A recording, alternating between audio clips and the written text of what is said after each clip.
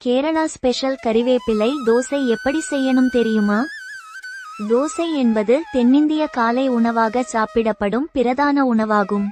சாதாரண தோசையை விட கேரளா ஸ்டைலில் கறிவேப்பிலை தோசை செய்து பாருங்க. 1 கப் இட்லி அரிசி, 1/4 கப் பச்சரிசி, 2 கப் கறிவேப்பிலை, 3 சிவப்பு மிளகாய், புளி, 1 தேக்கரண்டி சீரகம், 1 தேக்கரண்டி கருப்பு மிளகு, மஞ்சள், உப்பு, எண்ணெய், தண்ணீர். அரிசியை ஊறவைத்து தண்ணீர் சேர்த்து மென்மையான மாவாக அரைக்கவும்.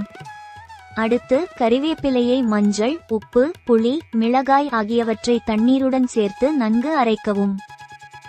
2 மாவுகளையும் ஒன்றாக சேர்த்து சீரகம் மற்றும் மிளகு சேர்த்து அரைக்கவும். தேவையான உப்பு சேர்த்து ஓரிரு மணி நேரம் வைத்தால் கறிவேப்பிலை மாவு தயார். தோசை கல்லை சூடாக்கி எண்ணெயை விடவும்.